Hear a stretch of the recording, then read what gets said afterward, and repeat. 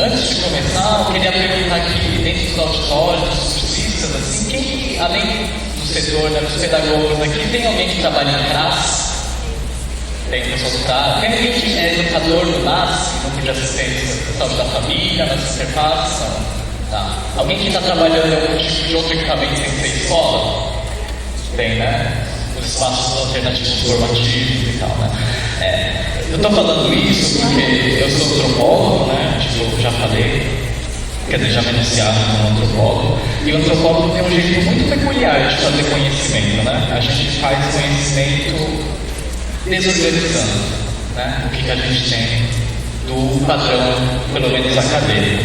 Quando eu fui convidado pela Lígia e ela falou assim, Rui, vai falar sobre medicalização, eu meio que traí esse pedido dela. Eu vou falar sobre medicalização, mas eu quero falar com vocês o processo antes da gente chegar nessa coisa de medicalização. Porque aí também, né, você vai pegar dicionário, tem até Wikipédia, imagina, o Wikipédia está estudando a pessoa 1 hora falando sobre medicalização. Então eu quero pegar um pouco em cima do... Pronto. Tá. Pronto. Estão me ensinando aqui. Tá. Então eu quero pegar um pouco o gancho que a professora Rafa falou, daquele discurso, né? O que a gente está pensando quando a gente está falando essa seguinte chave? Eles não conseguem criar filhos. Elas não conseguem criar os filhos, é sempre as mulheres, né? Então, assim, as mulheres da nossa família não conseguem criar os filhos. Elas só sabem fazer filhos. Fazer filho, criar filho, são coisas diferentes na nossa sociedade. Então, por isso eu queria trazer aqui para vocês, para a gente refletir, principalmente antes de chegar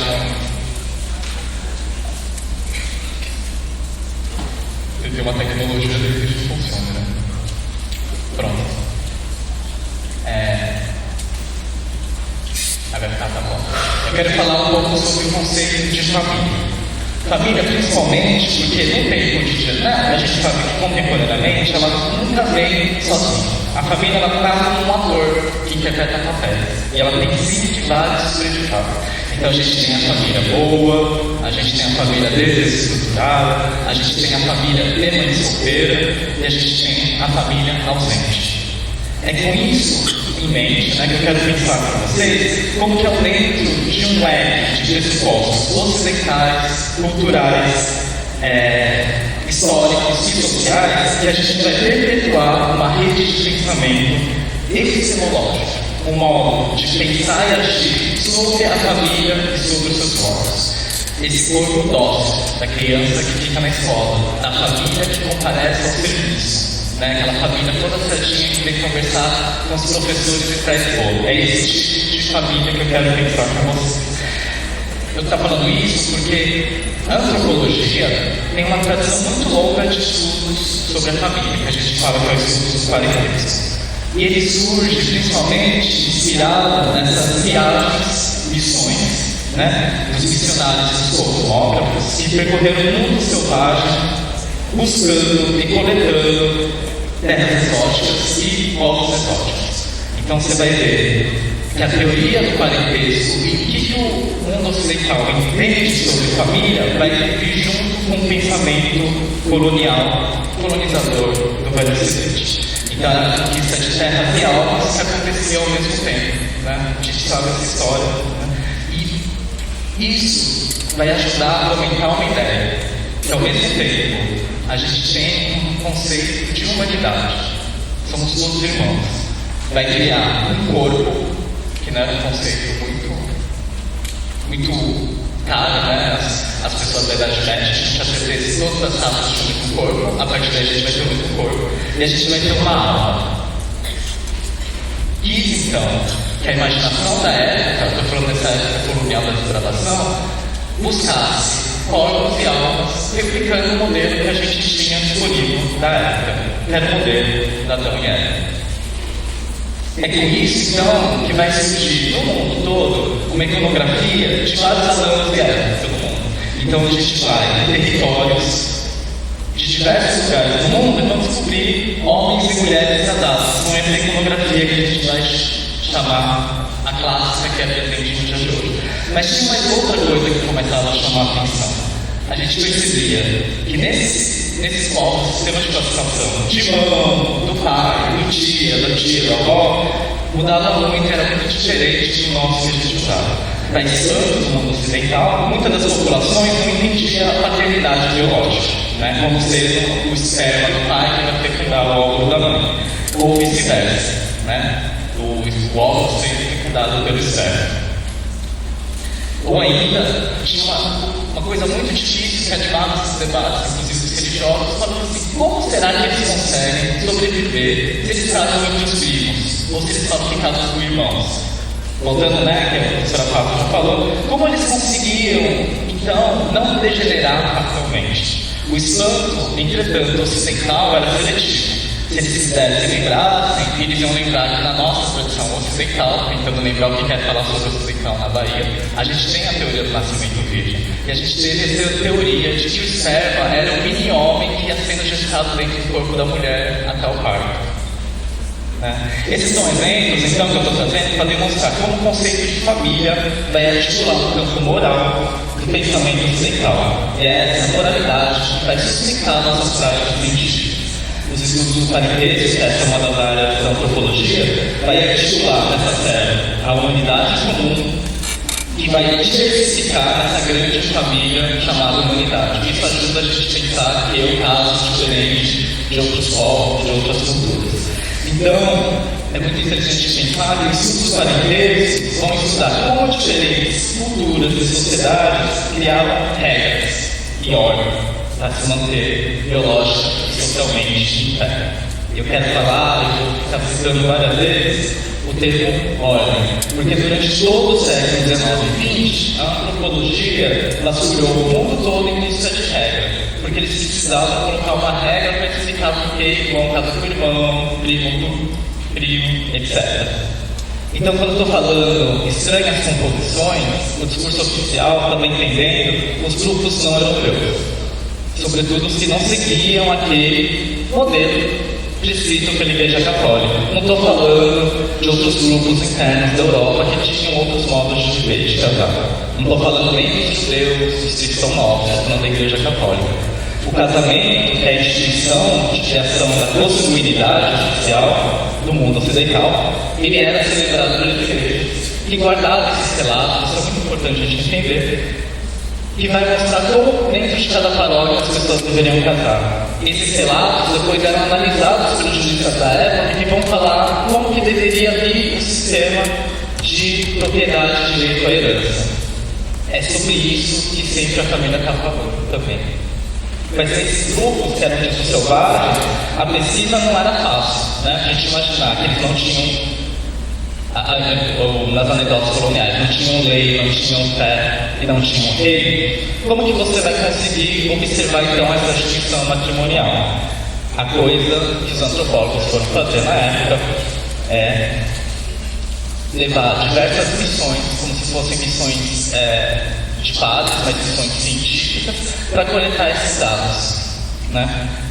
E tinha um pressuposto teleológico, né? Eles achavam que se você pegasse uma família e estudasse ela ampliada, você tem que entender a sociedade como um todo. Porque imagina, é muito mais fácil a gente fazer por esse método. E aqui eu quero falar de novo, lembrar do termo ordem. Porque sem essa ordem, se imaginava que não se conseguiria ter uma sociedade em pé, coesa, ligada e orgânica. Apesar de querer, nos dias de hoje, a gente ter essa divisão entre ciências humanas e ciências exatas, é inegável lembrar que em comum a gente tem essa herança que surge dessa ideia iluminista e positivista, que no caso da antropologia e da sociologia ainda estão aliadas com dois elementos: do imperialismo e do Estado colonizador. A gente é operador disso durante muito tempo. E eu acho que o mais importante é a gente lembrar que é uma colonização não só de territórios, não só dos portos, por exemplo, mas é sobretudo uma colonização no modo de pensamento. Essa mesma lógica que vai levar o Darwin, a mesma lógica que vai levar o Darwin, deixa eu ver aqui.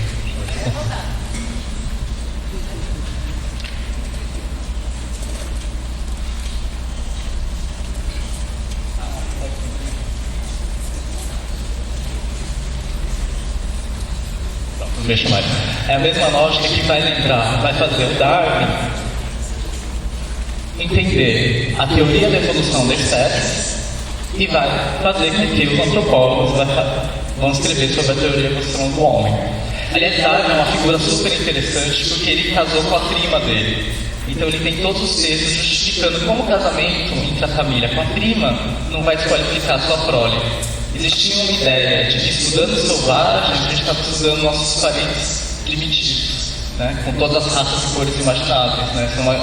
Acho que o racismo, o imperialismo ocidental foi uma coisa tão interessante que já deixou vaga para todo mundo. Né? Assim, não tem um povo que não foi colonizado e injustiçado cientificamente.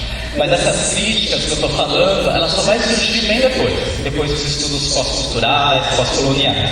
Eu quero trazer com vocês, porque isso que vai importar para a gente. Como que essas pesquisas eram feitas? Eu vou trazer aqui uma citação do antropólogo Rivers, que chama o método genealógico de pesquisa etnográfica, que foi publicado em 1910, bem depois de todas as pesquisas que ele fez. E ele vai falar assim: comecei a pesquisa indagando a meu informante o nome do seu pai e de sua mãe, deixando bem claro que eu desejava os nomes de seus pais biológicos e não de alguma outra pessoa que eles assim chamassem, devido ao sistema classificatório de relações. Essa era uma imposição da época. Ele interessava a ciência social da época saber como que essas famílias se constituíam biologicamente. E a gente sabe o que acontece quando a gente está pedindo isso. Era só para entender como que se passava o sangue do pai para o filho e não como eles se relacionavam entre si. Interessava para saber se o sangue era bom, se a prole era forte. E a gente tem uma divisão importante. Tem a verdade biológica de lado e a concepção cultural, que é um resquício que é menor importância de outro. E a gente sabe o que acontece com isso. É todo um mundo de tia, padrinho, afilhado, meio-irmão, que vai sumir dessa produção de conhecimento produzida pelos estudos de parentesco. E essa coleta só, ela não ia ser suficiente. A gente precisava, para conseguir fazer isso, aparentar e afetar até o Darwin, fazer uma linguagem científica. É aí que surge a notação científica do parentesco, que vai conseguir, ela sim, sustentar a ideia de que existe o pai, o filho e a mãe, e sobretudo ajudar a moral europeia, que queria coletar os dados familiares ao redor do mundo, mas que eles precisavam de uma pergunta simples para criar: quem é seu pai biológico? Quem é sua mãe biológica? E com isso eles vão criar essa humanidade, a nossa, que é da sociedade, com um sistema classificatório diferente, mas com alguma coisa em comum, né? Aquela retórica que a gente tem, diferentes, mas igual em alguma coisa. Uma família, onde tem marido, esposa, filho biológico e filha biológica. Eu gosto de falar sobre a família, porque é ela que vai se tornar um objeto de estudo que vai animar grande parte dessa plateia que está aqui, pelo menos nas nossas ciências. Ela vai se tornar um objeto de estudo e de diversos campos de saber. E ela vai tensionar a discussão tanto na ciência política, na antropologia, na sociologia, na biomedicina, na genética, na psicologia e na psicanálise. Só para a gente ver como esse debate é frutífero, mas esquece de perguntar algumas coisas importantes. Eu vou lembrar da gente aqui, né, nesse cenário, o debate Freud-Levi-Strauss. Né? O Freud falava daquela questão do tabu do incesto via complexo ético, dentro das relações familiares, como se produz isso. E aqui eu não quero falar sobre o que é o complexo de ético, mas eu quero lembrar que ele foi, não duramente, mas ele foi criticado por Levi-Strauss, que é esse parceiro aqui, quando ele escreve as estruturas elementares do parentesco em 49. E por que ele está interessado em pensar nisso? Porque ele falava assim: como se daria esse complexo de ético em sociedades que não conheciam esse mito? Que mito que você vai usar para explicar o tabu do incesto entre os Yorubá, entre os indígenas? Ou somos todos com uma matriz ancestral lá na mitologia greco-romana? Ou será que eles tinham? O Levi-Strauss, ele vai falar que é interessante a gente pensar isso entre a gente, como a gente trata a família, que esse tabu de incesto, de que não pode casar dentro da família ou dentro da estrutura familiar, era para a necessidade de criar cultura. Criar cultura no sentido de criar relações sociais. E ele vai falar que isso tem diversos motivos, porque o que é perto, o próximo, o que é dentro da família, o que é fora da família, varia demais.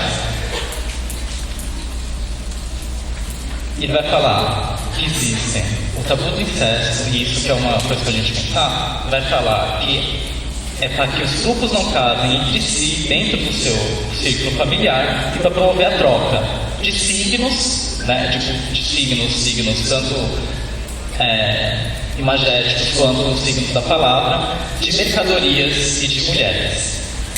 Ele vai falar que a consolidação do parentesco não vai se sustentar só pelo grupo de sangue, mas é como forma de reiterar e reafirmar estratégicas políticas. E novamente, aí é importante a gente pensar no cenário de Salvador. Com quem eu caso é uma forma de aliança sociopolítica, e por isso ela sempre tem regras e reflexões. Casar não é uma coisa de amor, né? O amor é outro conceito, é muito mais recente. Casar é política. E por isso que ele é sempre envolto em regras e restrições. Porque o tabu não é uma negação, é uma afirmação. Você não casa dentro porque você vai casar fora. Agora, com quem você vai casar fora, aí a gente vai negociar. Essa mudança para a gente pensar o casamento como arranjo sociopolítico e esse tabu do incesto como produtor da sociedade é importante para a gente pensar o papel da família no dia de hoje e, sobretudo, na série de pressupostos que a gente tem em relação da época. Só sabe fazer filho, a mãe é ausente, casou mal, essa família é desestruturada. Eu vou trazer aqui um outro exemplo de outro lugar do mundo para a gente ver como que isso vai operar, um modo empírico, para ver se a gente consegue fazer uma outra aliança pela família, né? Entre aspas, assim, que acho que o termo cafona. Esse é o antropólogo Edmund Leach, que ele vai estudar lá na Birmânia, né? Myanmar agora.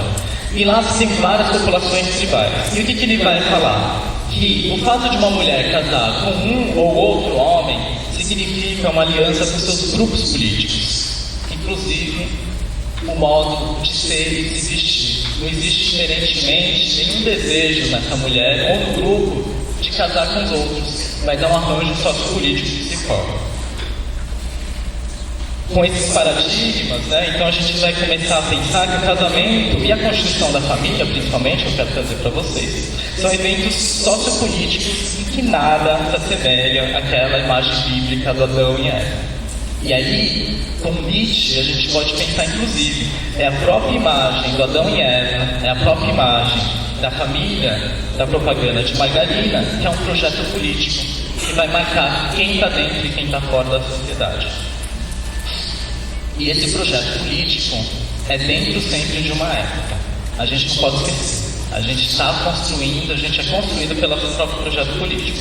Eu digo isso porque o casamento entre as raças e intragrupos animaram muitas discussões científicas sobre se esse casamento daria certo, né?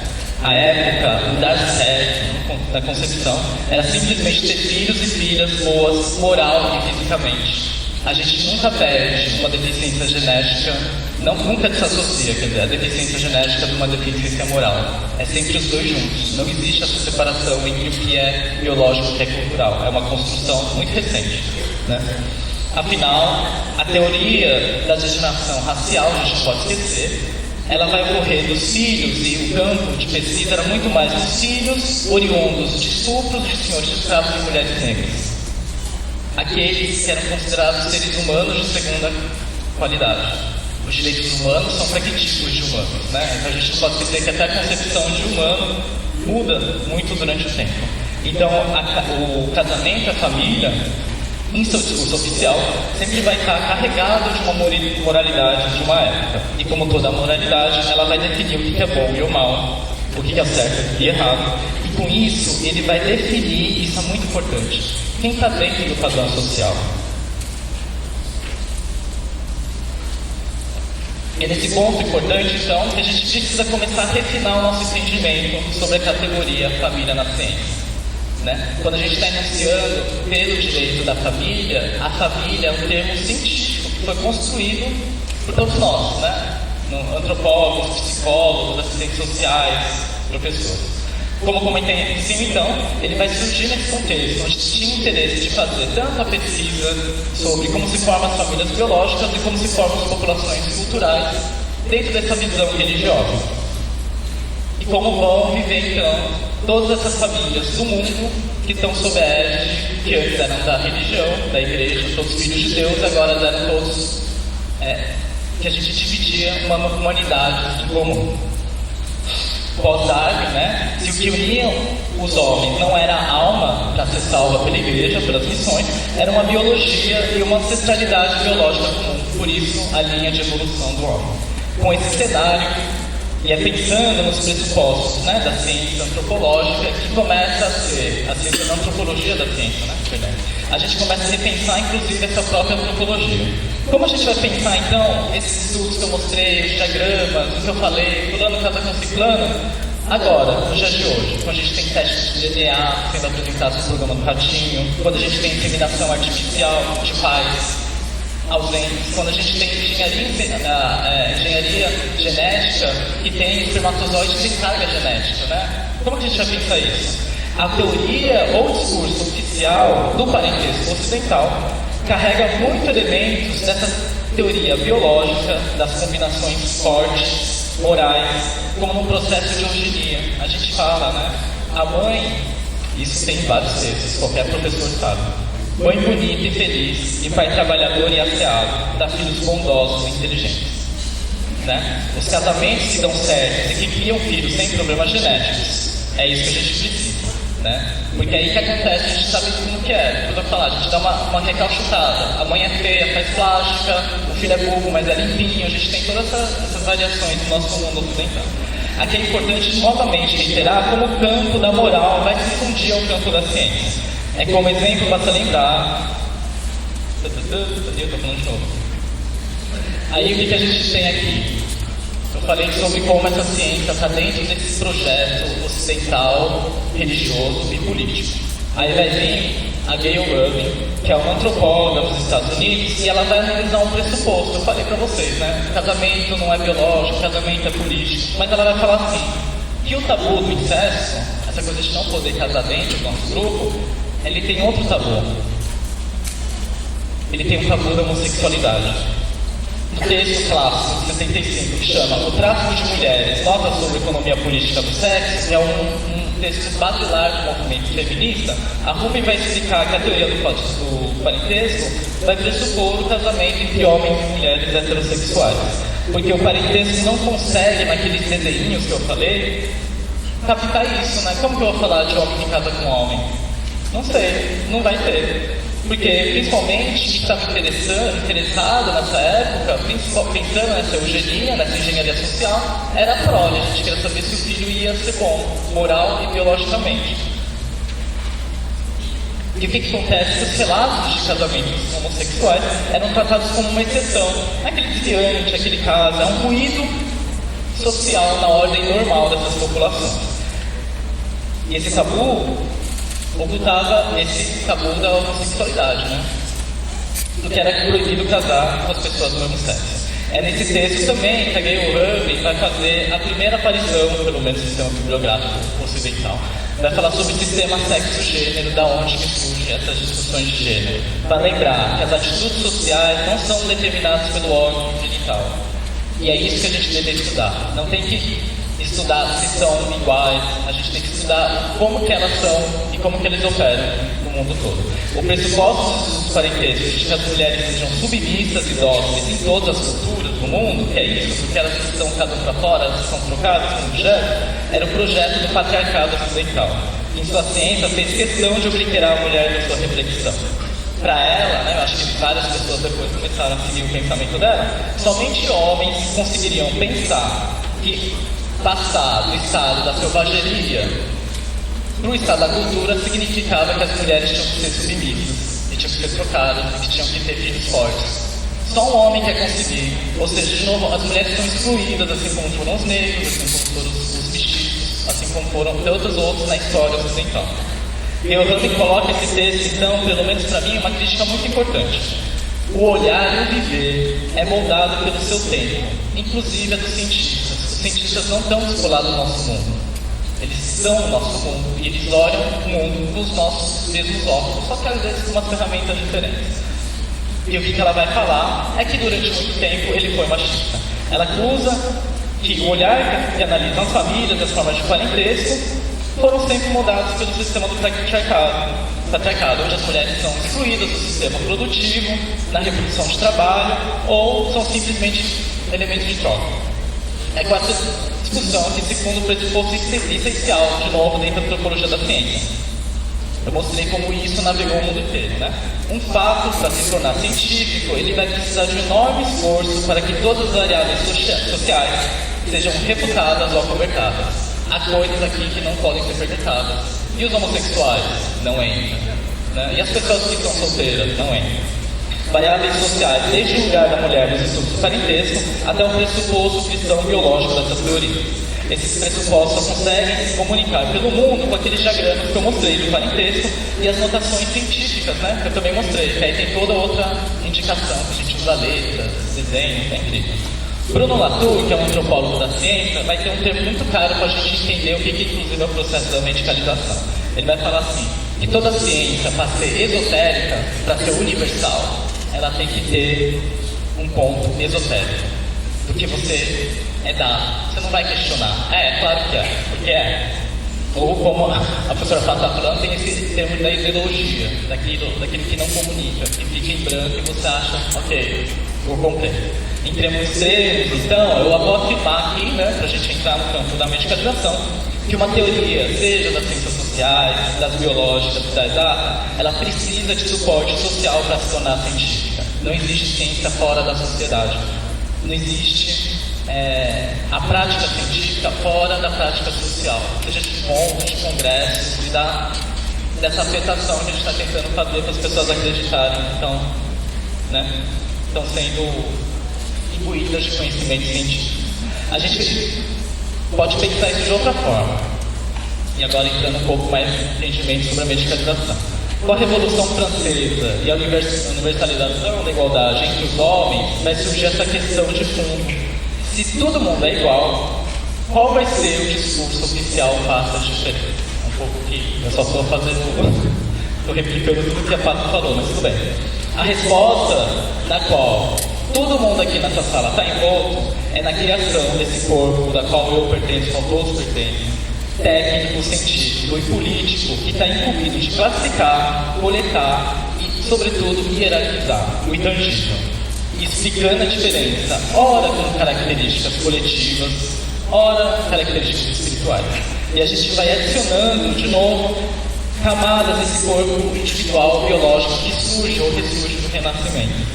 O século XX vai presenciar uma gama de especializações e divisões que se tornaram em saber poder para definir e classificar e hierarquizar pessoas e conhecimentos. Uma cultura melhor que a outra, uma civilização melhor que a outra.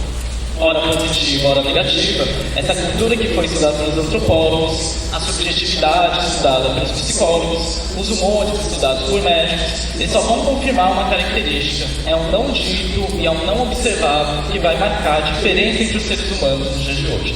E a nossa sociedade sabe que a diferença é sempre inferioridade e exclusão.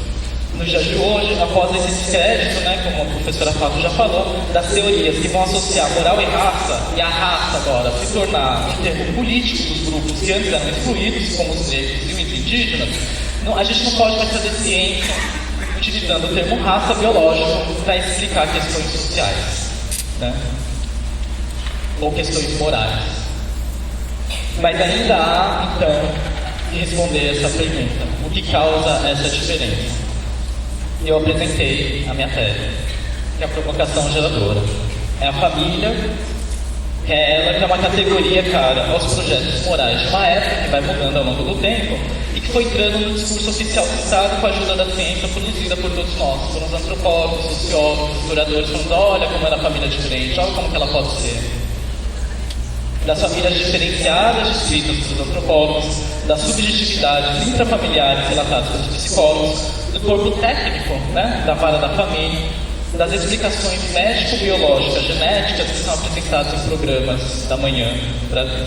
Mas agora a gente precisa ir além, então. Agora eu quero exercitar o nosso pensamento, pensando em tudo que eu falei sobre família, e ver como então esse mesmo padrão que vai envolver ciências sociais, as ciências médico-biológicas e os pressupostos políticos que eu apresentei ao longo do século XV, XVI e XVII vão se envolver em uma nova rede de disputa sobre família e sociedade. por mais correto sobre como tudo isso vai se tornar nesse novo projeto de sociedade. O ano, então, é o Brasil. O local, quer dizer, o ano é o Brasil, ótimo.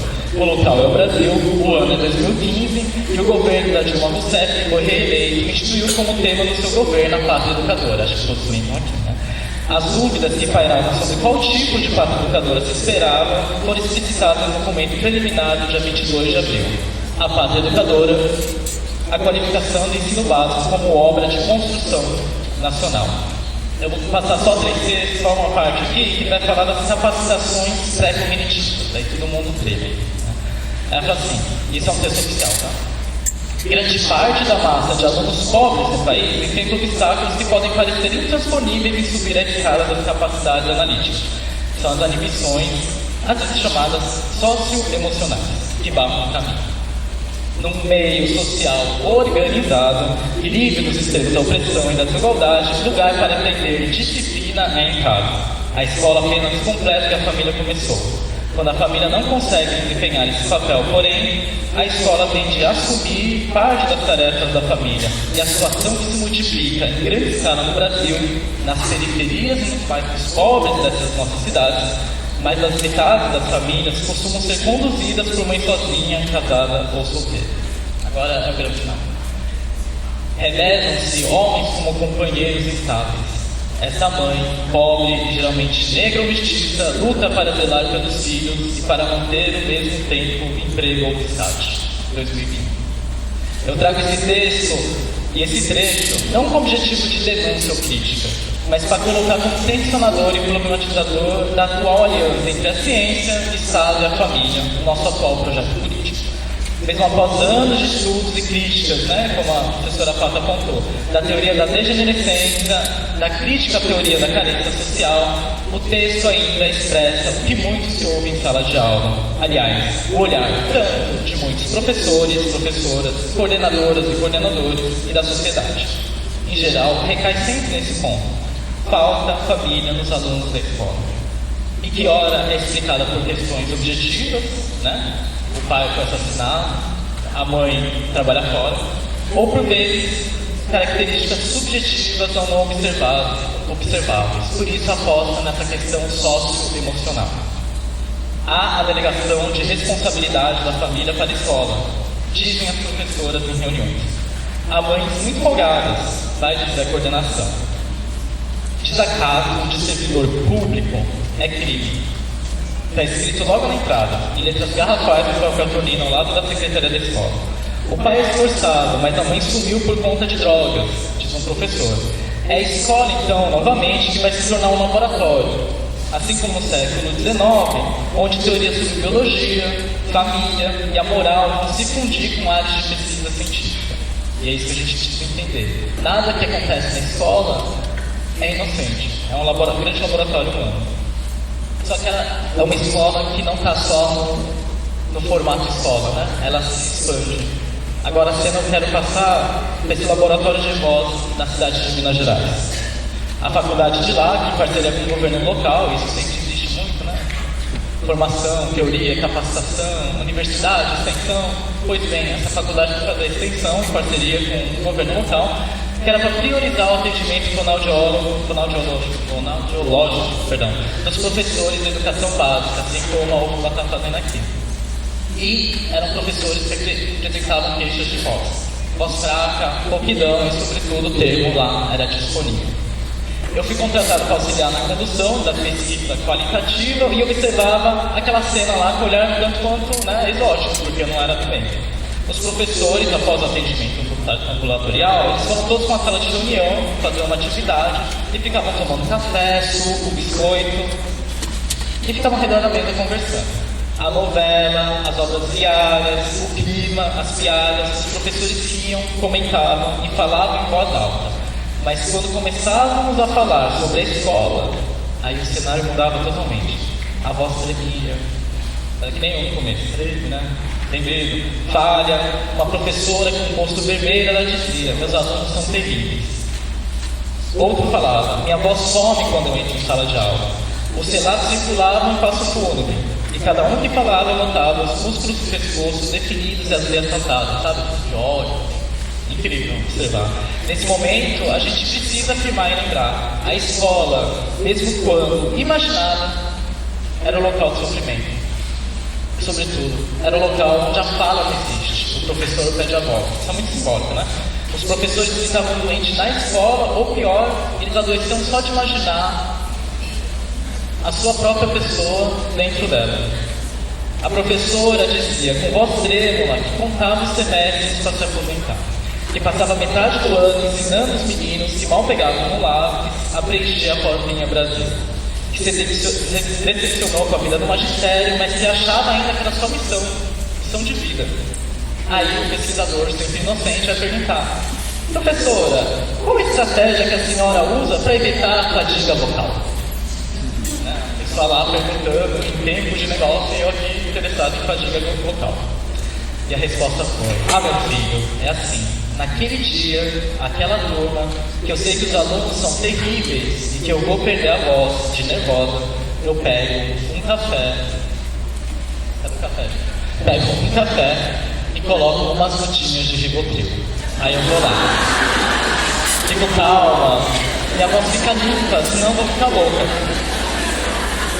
Essa prova que eu falo por onde eu passo é um importante sinal sobre o espaço da escola, um lugar onde não há fala e a voz some. Esse fenômeno dessa professora que toma Rivotril para estar na sala de aula é um fenômeno generalizado, né?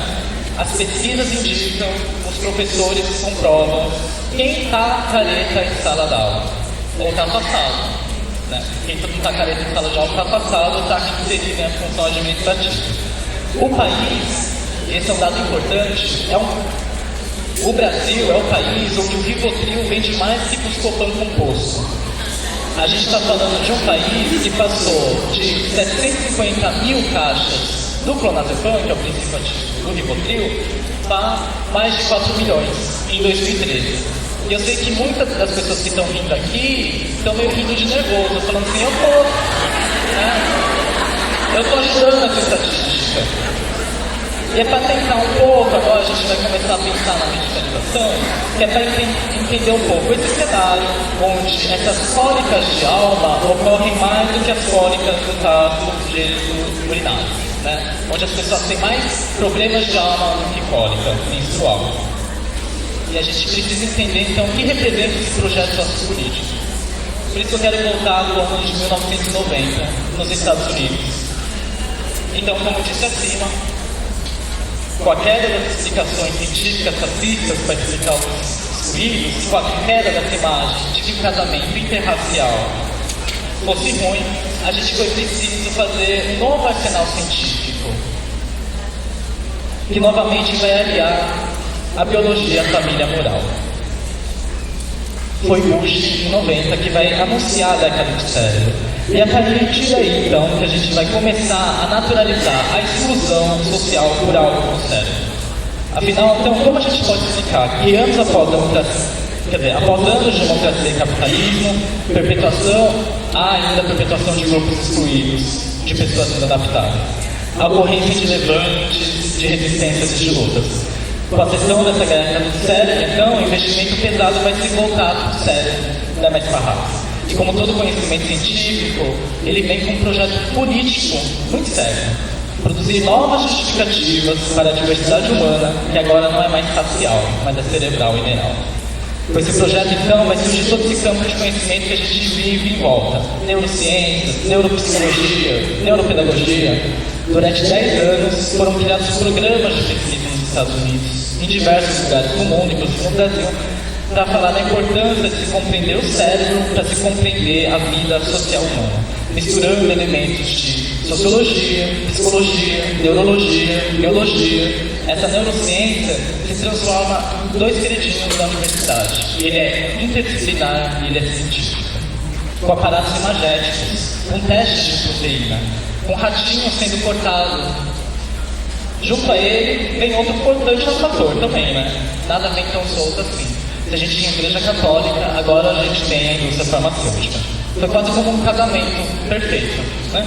Tinha muito interesse na indústria farmacêutica nesse campo novo da neurociência, porque ele vai, ao mesmo tempo, ter um campo multidisciplinar e situado em diversos lugares do mundo que vão afirmar que existe um cérebro biológico que vai tolhar qualquer representação histórica, cultural e social do cérebro.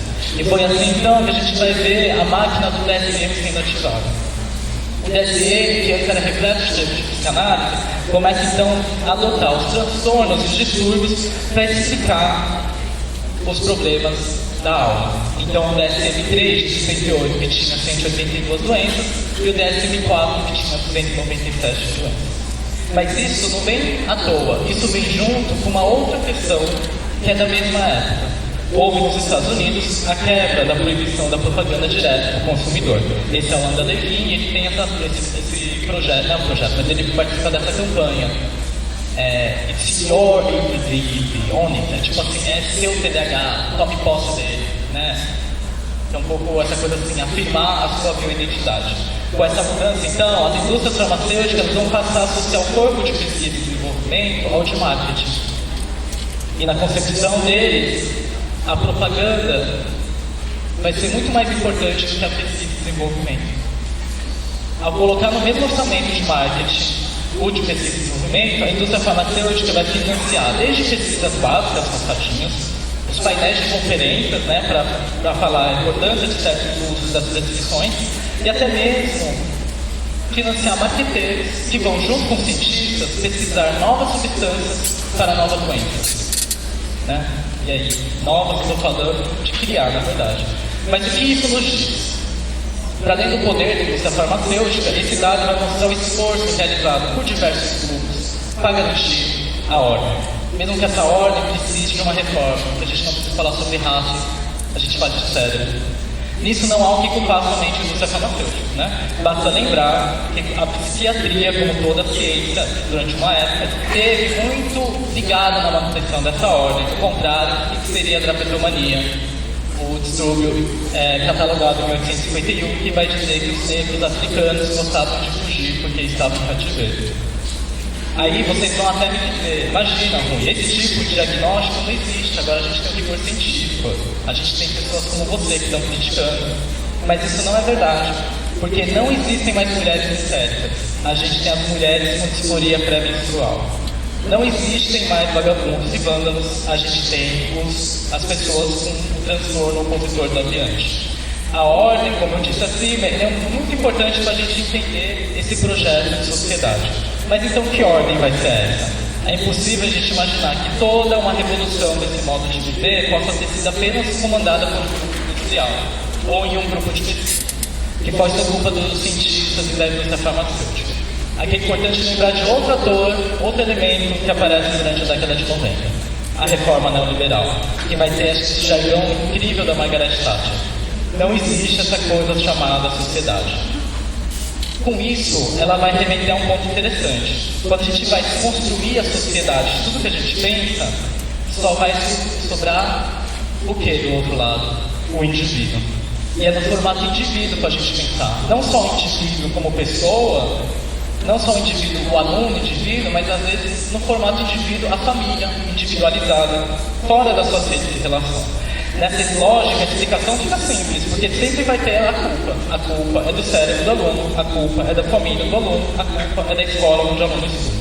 Essa desconstrução do imaginário da sociedade, como feito pela Thatcher, estava associada a uma coisa muito cara a nós todos, que a gente já conhece, que é a reforma do Estado, que no Brasil foi a reforma da administração pública. Tem o Bresser Pereira, que estava a dona da época, que vai trazer para a gente a noção de administração pública gerencial. E o controle do Estado na administração pública gerencial é no resultado, no procedimento. Não importa se a professora dá aula de ponta cabeça, os alunos têm que sair letrados. É um pouco isso que a gente tem visto hoje em dia. Para essa nova linha de gestão, a importância do resultado, coloca o Estado, então, como gestor, né? Executor de procedimentos, jamais. Quem vai executar os procedimentos, além dos terceirizados, é aquela classe menor. Professores, auxiliares de enfermagem, lixeiros, há sempre alguém que controla o que o lixeiro faz. Né? Então a gente tem esse tipo de pensamento. É com o discurso neoliberal e a sua política de avaliação e a sua formatação de indivíduos, né, que vão ser sempre bons, ruins, avaliados, né, que a gente vai começar a ver essa virada histórica. Porque só dentro dessa lógica é que a ordem, a falta de ordem começa a se tornar um problema de ordem biológica. Porque sem ordem não há eficiência. A professora diz que perde a voz porque não tem ordem na sala. Falta de ordem é bagunça. A falta de ordem do indivíduo começa a se tornar um problema. Aí a neurociência vai falar, não é um problema, é uma desordem química. É um problema biológico, é uma doença. Né? Com a administração pública, a professora que não consegue ordenar os seus alunos, é incompetência, é ineficiência. E é por isso que a falta de ordem social começa a ser entendida como uma falta de ordem biológica, vai se transformando. Né? Porque, compensar, como que eu vou ensinar esses alunos que não cumprem as ordens? Aí a gente tem aquela metodologia que eu acho cafona, que no primeiro dia de aula a professora traz impresso os combinados. Né? A professora produz os combinados que ela quer que os alunos cumpram, os alunos nem sabem o que significa os combinados. A professora precisa dar ordem para dar aula e aplicar os pré-testes da provinha Brasil. Sem resultados bons, a sua avaliação vai cair. Ela precisa de ordem para ficar em sala de aula e perdurar até a sua aposentadoria. A estratégia que ela usa é do Rivotril de Mimotas. E até mesmo aquele floral de Balresto, né, que está super em moda agora. Mas se o aluno não fizer a prova, como que eu vou medir um rendimento? Ele ainda continua. Os alunos, mesmo sem saber, eles questionam a ordem. Eles não querem ficar sentados. Eles não prestam com as aulas. Então, qual a estratégia para manter o aluno dentro da ordem, dentro da escola? Os piores alunos, então, vão ser chamados pela direção. Aí o pai, convocado pela direção, aparece lá 8 horas e vai dizer: eu não aguento mais meu filho. A professora vai falar: ele não para quieto, ele não se alfabetizou ao tempo, ele atrapalha a ordem da turma, mas ela tem isso também. Ela atrapalha o leve da escola. E é nesse momento que a vida da família vai se tornar um inferno. A gente sabe muito bem como a gente anda pelas escolas. A coordenação é chamada, encaminha o posto, encaminha para a enfermeira, que fala com a assistente social, que fala com o conselho tutelar, que fala com a psicóloga, que fala com o médico. Esse aí então vai surgir um elemento mágico, um questionário que pode ser preenchido com 4 categorias: nem um pouco, só um pouco, bastante, demais. Aí vai perguntar o médico, o psicólogo, o assistente social: mãe, o seu filho tem dificuldade de manter atenção em tarefas ou atividade de lazer? Ele tem dificuldade para organizar as tarefas e atividades? Eu falo todo dia para ele tirar a toalha da cama. Aí já foi, todo dia. Ele perde coisas necessárias para a atividade? Eu falo todo dia para ele não perder o dinheiro. O menino pega o dinheiro e faz uma poupança. Ele esquece na atividade do dia a dia, ele esquece que tem que ir para a escola. Pronto. Ele tem dificuldade de esperar a sua vez, aí ele não para quieto na hora do ônibus, sai correndo. Ele interrompe os outros ou se intromete, cala a boca, menino.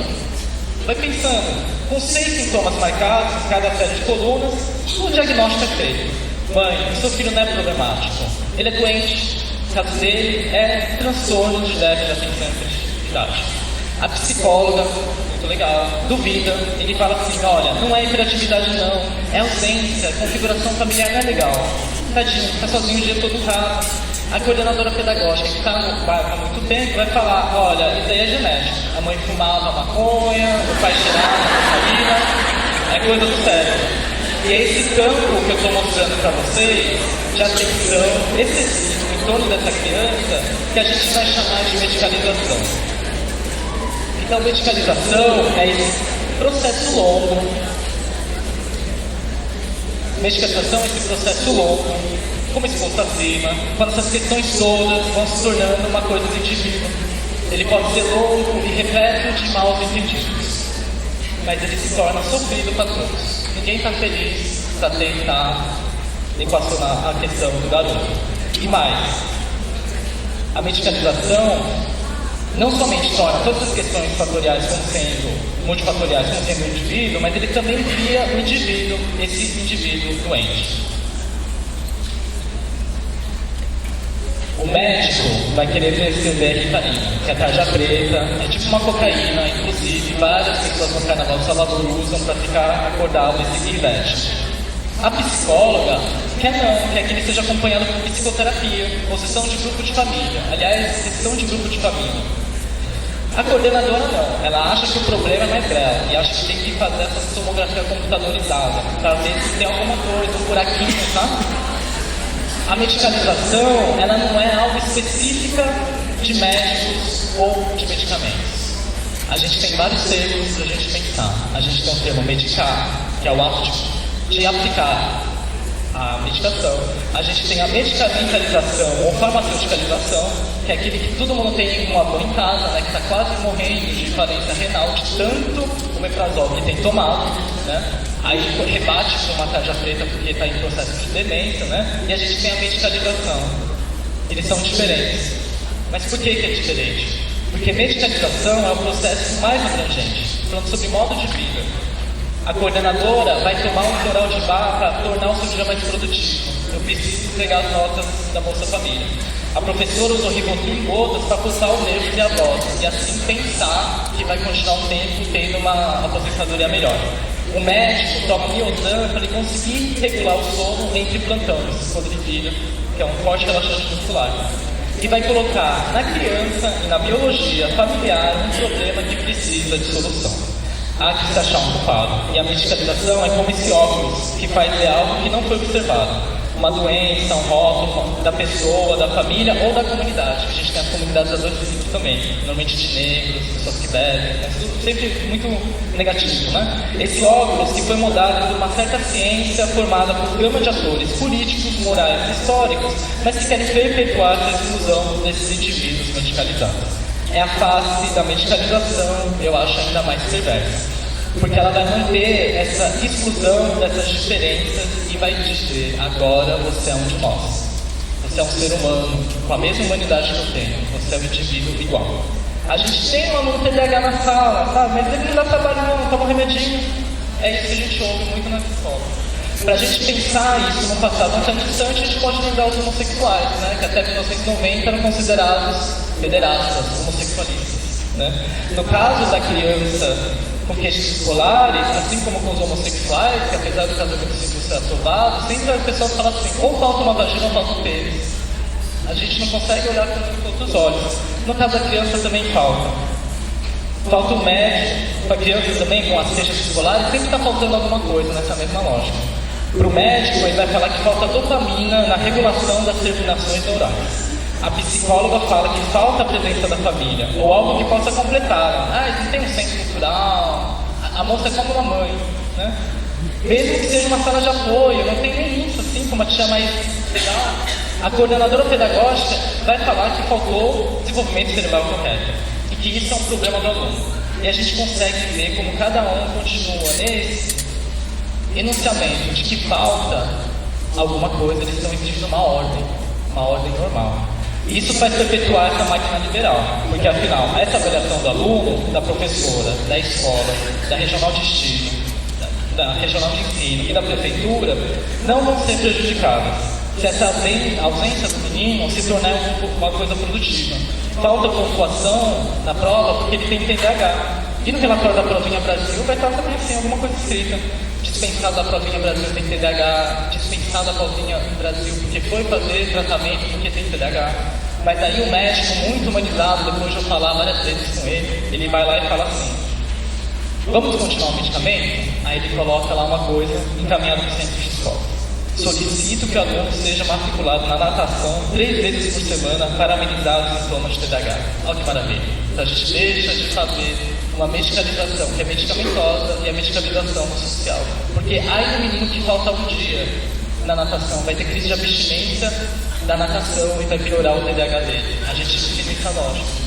Assim como os desbravadores cientistas, quando olhavam as formações familiares desses grupos exóticos e viam a falta de ordem, a gente, vários profissionais, olham por causa dessa criança e cada um deles vai ver falta de alguma coisa. A falta de um componente biológico ou a falta de um componente social começa a se formar no argumento para justificar a formação e a manutenção dessa ordem. Por último, eu estou, acho que quase, vamos começar a assustar, eu quero lembrar um traço que eu acompanhei que uma mãe chega desesperada falando que vão cortar o seu benefício, o Bolsa Família. Aí a estagiária vai informar que a frequência da filha na escola é um dos condicionantes para que ela continue recebendo o benefício. Ela vai relatar que ela cuida dos filhos sozinha, né? E tem outros 2 filhos que não podem ver esse rendimento faltar. A estagiária escreve um relato e anexa junto à composição familiar que fica no lá. Aí a mãe fala: eu quero tirar a minha filha da composição familiar. A estagiária diz que isso pode acontecer se ela for ao conselho tutelar para chamar o pai biológico. Olha a mãe assim e fala: você sabe quem é o pai biológico dela? Aí ela afirma, fala que sim. Então ela fala: não tem problema então. Então vai na defensoria pública, porque se ele não comparecer, ele vai preso. Aí a moça pergunta até, mas a mãe, mas ela já tem 16 anos, a gente não pode emancipar, não? Vê como que é muito fácil, né? Esse caso vai mostrar que essa mãe solteira que trabalha, 3 filhos, solicita exclusão de filha mais velha da composição familiar do cadastro do benefício social. É isso que vai para os gestores avaliarem, não é só esse relato, esse drama todo. O relato dessa mãe, o modo como o Estado e as suas políticas públicas de exclusão tratam essa família é uma constante, é uma exclusão perversa, como disse a fala. Eu quero trazer aqui um relato que eu já falei em outras ocasiões, que é o relato do Inácio José da Silva, que foi condenado pelo júri de Macaúbas a 8 anos de prisão por ter assassinado um menino em 1889. Né, para a gente pensar um crime infantil, né, onde estava o ECA nessa época? Não tinha, mas tudo bem. Diz este menor que tinha por ocasião do crime 11 para 12 anos, mas que para condená-lo o júri atribuiu-lhe 15 anos. E aí acho que essa parte é importante. Não pude examinar o processo, mas da guia que o acompanhou da penitenciária consta realmente que ele tinha 12 anos e a julgar pela aparência não podia ser mais. Porque não precisa perguntar para o menino, tem alguém do Estado que está justificando o que ele fez. Pouco valor, né? Entretanto, pode ser a narração do crime feita pela vítima menor, porque não interessa o que ele está falando. Que a pretensa causa que ele vai falar que matou o irmão porque ele lutou entre o irmão e a vítima. Mas o exame atual é bastante incisivo. Qual que é o exame que ele vai fazer? Ele vai para o cérebro, ele vai para as formações cranianas. Apesar de falar antes, porque isso faz parte de todo mundo, né? Nossas práticas, a gente faz toda a magnésio, pode uma coisa. Ele vai falar que o Inácio é filho natural de 25 irmãos, a mãe havia abandonado o pai, que depois disso casou com outra mulher, e ele e seus irmãos moram com a avó materna, mas eram sustentados pelo pai. Mas também é pederasta, passivo, ladrão, jogador e bêbado. Este menor, apesar de muito claro, tem caracteres inferiores muito acentuados. Um índice cefálico e um índice nasal no arco parietal muito fraco. Ou seja, tem as características ruins dos negros, né? Esse relato que eu estou falando para vocês foi incluído na tese que foi defendida por Nina Rodrigues, né, em julho de 1894, há 122 anos, na Faculdade de Medicina da Bahia, em Salvador. Ou seja, somente 50 anos da fundação da UFBA. E era o título: A Raças Humanas é Responsabilidade Penal do Brasil. E eu gosto de trazer ele porque ele tem a certeza de que os brancos precisam tutelar os negros, senão eles não vão conseguir se dar bem na sociedade brasileira. E o modo como a gente acolhe e trata, e a gente justifica as diferenças dos povos exclusivos, dos políticos no Brasil, segue esse mesmo padrão. A nossa visão, assim como da de Nina Rodrigues, é da tutela, visando a manutenção da sociedade e acessando argumentos, ora da ordem social, ora da ordem biológica, para manter o mesmo projeto político de sociedade. E é no corpo das crianças e das famílias que a gente vai cristalizando essa imagem e a ideia de que a família se casa melhor, que tem estruturas melhores, que são mais ordenadas e que tem filhos muito mais interessantes e potentes. Aquelas que tem alguma coisa neurobiológica, mas a família ajuda, a gente começa a se formar, né? Já tem os outros que têm um transtorno mental, mas tem uma rede de apoio muito importante. Já tem aqueles que são todos sozinhos, pederastas, trans e esquizoides. A gente continua, então, dentro do grande esforço social para manter essa ordem. Afinal, porque a gente continua achando que professores, alunos e pais não ficariam doentes dentro dessa escola mudada para o século XVIII? Aliás, não. É melhor pensar e entender como que dentro de um mesmo molde das escolas criadas há tanto tempo, a gente ainda continue a usar as mesmas técnicas de escolarização que foram ensinados pelos jesuítas. Aqui eu vou trazer alguns excertos do Padre Antônio Vieira, que é do Sermão do Espírito Santo, de 1657, que vai nos lembrar como o ato de ensinar até os dias de hoje é a replicação da imagem de um professor pastor envolto com um rebanho de ovelhas dóceis. Ele diz: quando as ovelhas de Cristo encomendava a São Pedro foram mansas e domésticas, ainda era necessário muito amor para suportar o trabalho de guardar. Se é necessário amor para ser pastor de ovelhas, que comem no prado e bebem no rio, que amor será necessário para ser pastor de ovelhas que comem os pastores e bebem o sangue, né? Tipo a violência da escola. Por isso, Cristo examina 3 vezes de amor a São Pedro, e por isso o Espírito Santo, Deus e amor, vem hoje a formar estes pastores e mestres. E essa parte é a mais engraçada. Por isso, o mestre divino passa hoje os seus discípulos da escola da sabedoria para a escola do amor. Ele vai te ensinar como se o amor fosse a única coisa necessária para conseguir tornar o corpo, o gentil brasileiro dócil. Agora, o que é mais interessante, eu vou fazer agora, porque ele vai falar assim: como a gente vai aplicar essa doutrina que o amor vai dar conta da catequese desses povos, se aqui nessa terra dá 2 princípios difíceis? Primeiro, a qualidade da gente, e segundo, a dificuldade da língua. Esse ser, então, eu vou terminando, vai mostrar como desde sempre a atividade de ensinar estava extremamente em volta com essa imagem quase vocacional da pedagogia do amor e ao mesmo tempo relacionada às qualidades da gente e à dificuldade da comunicação. A professora que não consegue ensinar, muitas vezes é acusada de falta de amor, mas você não compreende seu amor. A professora se envolve na escola, o aluno com problema no cérebro, a família com deficiência moral. Clifford Geertz, que é um antropólogo, ele vai falar para a gente que a religião é um sistema cultural que nos ensina não a consolar uns aos outros, mas nos ensina a sofrer. A religião está aí para ensinar a gente a sofrer. E a gente sabe que a ciência, nos dias de hoje, é a nossa nova religião. E é nesse ponto, então, que a escola, a família, o cérebro, o projeto político vão se fundir. É a qualidade de gente que nos adequa à escola que volta sempre à questão. Imagina, eu estou dando caderninho, eu estou dando lápis, esses meninos não param quieto. Mas se lá, em 1757, o problema era de ensinar a fé católica aos ameríndios brasileiros, que era o gentio da terra, nos dias de hoje, o projeto é de fomentar a ciência, para a manutenção, então, dessa ordem, e colocar uma ordem produtiva naquilo que aparentemente é uma desordem improdutiva. Seja nas famílias, nas psiques, no cérebro. É sempre no momento que parece que a gente precisa ensinar eles a fazer alguma coisa produtiva. E aqui fica o nosso recado para vocês continuarem pensando no curso, que somos nós, pastores da ciência.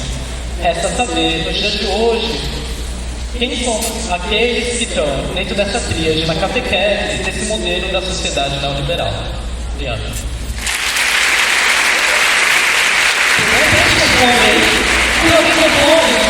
Eu já estou muito fome, eu não sei vocês, mas acho que é uma fome também de saber, de construir, né?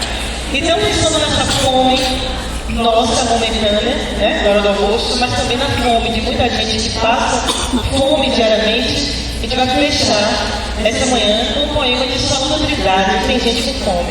Mas eu queria pedir a participação de vocês. Será que eu posso ter a participação de vocês? É o seguinte, tem que fazer um combinado então. Tem um refrão do poema que eu queria ver se vocês podem fazer comigo. Vocês podem? O refrão é bem simples, é assim. Eu vou falar o primeiro estrofe, aí quando eu disser parece dizer, quando eu terminar com parece dizer, vocês respondem, tem gente com fome. Só que 3 vezes, tem gente com fome, tem gente com fome, tem gente com fome. Beleza? Só que é o seguinte, o poema fala de um trem. Vocês vão ouvir, né? Ela fala de um trem. E eles têm que falar que tem gente com fome ao som do trem. Vamos ensaiar então? Então ficaria assim, tem gente com fome, tem gente com fome, tem gente com fome. Beleza? Pronto, então na primeira parte, a gente responde assim, na segunda também. Quando chegar na terceira parte, vocês vão identificar. Quando eu começo a dizer que o trem começa a parar, vocês vão mudar o verso. Não é mais tem gente com fome. E sim, o verso seguinte, que é: se tem gente com fome, dá de comer. Só que a gente repete 3 vezes ao som de um trem parando. Então se a gente fez, tem gente com fome, tem gente com fome, tem gente com fome, a gente vai fazer, na terceira vez a gente vai fazer: se tem gente com fome, dá de comer. Bora comigo? Se tem gente com fome, dá de comer. E aí são 3 vezes então. Então recapitulando, a primeira e a segunda vez que vocês falam é: tem gente com fome, tem gente com fome, tem gente com fome. Na terceira vez: se tem gente com fome, dá de comer. 3 vezes. Sempre depois que eu disser, parece dizer. Certo? Tem necessidade aqui para ajudar. Então, é o primeiro que todo mundo está ali, né? Então vamos começar. Trem sujo na Leopoldina, correndo, correndo, parece dizer: gente com fome, gente com fome, gente com fome. Tantas caras tristes querendo chegar em algum destino, em algum lugar. Trem sujo na Leopoldina, correndo, correndo, parece dizer: gente com fome, gente com fome, gente com fome. Vigário Geral, Penha, Triagem, Mauá. Trem sujo na Leopoldina, correndo, correndo, parece dizer: tem gente com fome, tem gente com fome. Só nas estações, quando vai parando, lentamente começa a dizer: se tem gente com fome, dá de comer. Se tem gente com fome, dá de comer. Se tem gente com fome, dá de comer. Mas o freio de ar, todo autoritário, manda o trem calar. Só Dona Trindade.